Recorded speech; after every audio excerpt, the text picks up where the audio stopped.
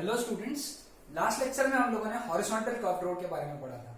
Okay, इस lecture में हम लोग बैंकिंग ऑफ रोड्स के बारे में पढ़ेंगे। लेकिन बैंकिंग ऑफ रोड्स पढ़ने से पहले थोड़ा सा लास्ट लेक्चर रिवाइज करते हैं, which was horizontal curve road. Okay, horizontal curve road वाला लेक्चर। और वहां पे हम लोग एक याद रखते हैं कि हम लोगों ने मैक्सिमम स्पीड कितना पढ़ा था वहां पे। ओके, हॉरिजॉन्टल कर्व रोड में जो मैक्सिमम स्पीड आया था वो आया था under root of mu S R G. ठीक है, ये केस था किसके साथ में? हॉरिजॉन्टल कर्व रोड के साथ में। ठीक है, यानी इसका मतलब हॉरिजॉन्टल कर्व रोड पे maximum speed mu S are और जी पे डिपेंड करती है। ओके, म्यू एस क्या था? Coefficient of static friction. Okay, what was R? Radius of road. And what was G? Acceleration due to gravity. ठीक है, इसका मतलब Vmax जो है म्यू एस आर और जी पे डिपेंड कर रहा है। अब इसमें से R और G ये फिक्स है, ये चेंज नहीं होंगे। अब बात आती है म्यू एस पे। म्यू एस जो है that is coefficient of static friction, ये चेंज हो सकता है। ओके, जैसे फॉर एग्जांपल ऑयल स्पिल हो गया। ऑयल स्पिल यानी तेल गिर जाना। ओके, रोड गीला हो गया। ओके, तो उस केस में म्यू एस जो है कम हो जाएगा, कोएफिशिएंट ऑफ स्टैटिक फ्रिक्शन कम हो जाएगा। वी एस कम हुआ तो वी मैक्स भी कम हो जाएगा। ओके, और इससे प्रॉब्लम हो सकती है ना? कैसे प्रॉब्लम होगी? जैसे फॉर एग्जांपल ये एक रोड है, ठीक है, इस पे वी मैक्स जो है ये आया 30 किलोमीटर पर आवर। ठीक है, कोई तो म्यू एस के लिए, यानी इसका मतलब यह है कि तुम 30 किलोमीटर पर आवर के स्पीड से अंदर चल सकते हो। इसके ज्यादा स्पीड अगर तुम ये स्पीड से अगर इस रोड पे अगर गए तो तुम्हारा स्किडिंग होगा और तुम टॉपल करके बाहर चले जाओगे रोड से। लेकिन क्या हुआ? हाँ, और तुम उसके नीचे से ही चल रहे हो। लेट अस से फॉर एग्जांपल कि तुम 25 किलोमीटर पर आवर के स्पीड से निकल रहे हो इस रोड से। अब हुआ ये कि ऑयल स्पिल हो गया या फिर रोड वेट हो गया, जिसकी वजह से म्यू एस कम हो गया और वीमैक्स भी कम हो गया। अब वीमैक्स कम होके 35 की जगह डायरेक्ट 20 किलोमीटर पर आवर हो गया। तो उस रोड का वीमैक्स कम हो गया। क्यों कम हुआ? क्योंकि म्यू एस कम हो गया। म्यू एस कम क्यों हुआ? क्योंकि ऑयल स्पिल और वेट हो गया, गीला हो गया रोड या फिर ऑयल स्पिल हो गया। तो इसका मतलब ये कंडीशन तो अपने कंट्रोल में नहीं है ना। और तुम इस बार सेम 25 किलोमीटर पर आवर के स्पीड से निकले, 25 किलोमीटर पर आवर, और इस बार तुम अगर 25 किलोमीटर पर आवर के स्पीड से निकलोगे तो तुम ऑब्वियसली बात है स्किड कर जाओगे, क्योंकि अब रोड का वीमैक्स 20 किलोमीटर पर आवर हो गया, क्योंकि म्यू एस कम हो गया। ओके, यानी इसका मतलब यह है कि हॉरिजॉन्टल कर्व रोड पे जो Vmax है ये रिलायबल नहीं है, ये रिलायबल नहीं है। समझ में आया? तो इस केस में फिर क्या किया जा सकता है? म्यू एस को बढ़ा सकते हैं, है ना? म्यू एस को बढ़ा लो, रोड का म्यू एस बढ़ा दिया तो Vmax भी बढ़ जाएगा, तो ये दिक्कत नहीं आएगी। लेकिन म्यू एस बढ़ाना यानी रोड को रफ करना हो गया, रोड को रफ करना हो गया। और रोड को रफ करोगे तो जो टायर्स है, टायर्स ऑफ व्हीकल, उनका वियर एंड टियर होगा। क्या होगा? Wear and tear. Wear and tear यानी सोपे से भाषा में टायर टकले हो जाएंगे, है ना? तो टायर टकले हो जाएंगे तो तुमको टायर चेंज करना पड़ेगा, है ना? टायर खराब हो जाएंगे, इन शॉर्ट टायर खराब हो जाएंगे।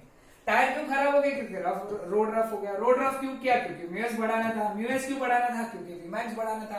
क्यों बढ़ाना था? क्योंकि ये सारी चीजें भी होती है। इतना सब माथा फोड़ी करने के बजाय what we can do is this concept which is known as banking of road.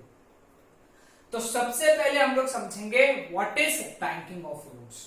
Okay, so let us understand what is banking of roads. अब ये एक रोड सरफेस है। Okay, road surface. अब ये रोड सरफेस कैसा है? तुम सामने से देख रहे हो, यानी ये रोड ये ऐसा आ रहा है, यानी ये ऐसा टर्न होकर ऐसा आ रहा है। ठीक है, तो ये हो गया हॉरिजॉन्टल। क्या हो गया ये? हॉरिजॉन्टल। ओके, अब रोड के सरफेस को हॉरिजॉन्टल के ऊपर कुछ इंक्लाइन करना। Okay, the process of raising of outer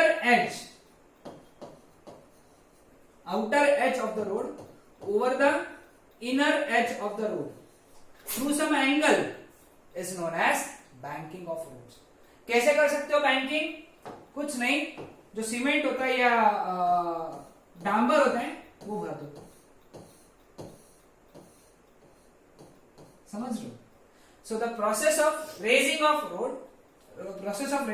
outer edge of the road over the inner edge through some angle is known as banking of roads। इसको हम लोग क्या कहते हैं?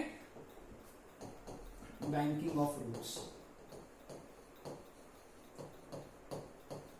और ये जो एंगल है इसको हम लोग बोलते हैं बैंकिंग एंगल या फिर एंगल ऑफ बैंकिंग, दोनों में से कोई भी नाम चलेगा, एंगल ऑफ बैंकिंग। समझ में? रोड सरफेस को उठा देना। ओके, क्लियर है? समझ में? What is banking of road? The process of raising of outer edge of the road over the inner edge is known as banking of road. है ना? क्लियर हुआ यहां तक कंसेप्ट? ओके, सो अब हमारा नेक्स्ट कंसेप्ट है to calculate most safe speed. Most safe speed on banked curved road।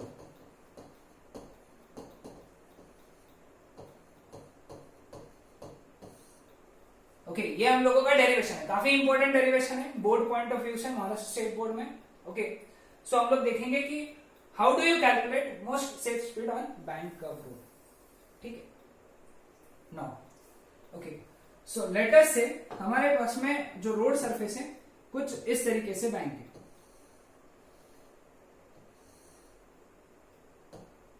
Through some angle theta. Theta यानी क्या हो गया हमारा? Angle of banking. ठीक है, इस पे एक कार जो है इस तरीके से जा रही है। अब ये कार कैसा है देखो, ध्यान दो यहां पे।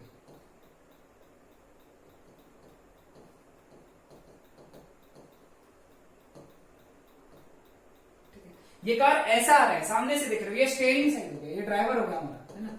स्टीयरिंग यानी समझने के लिए बता रहा हूं, स्टीयरिंग हो गया। ओके, ये दो उसके हेडलाइट को येलो कलर से, ये हेडलाइट्स हो गए, है ना?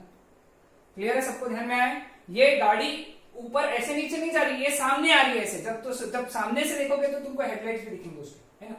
हेडलाइट्स के लिए एक काम करेंगे हम लोग, गाड़ी को अच्छे से बनाएंगे।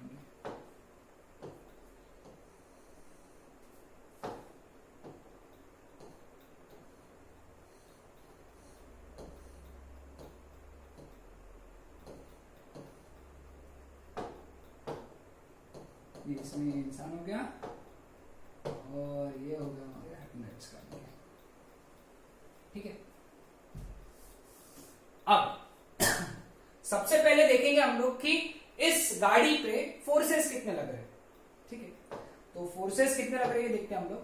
सबसे पहला इसका वजन mg, एक्टिंग वर्टिकली डाउनवर्ड्स, इसका वेट mg लग रहा है।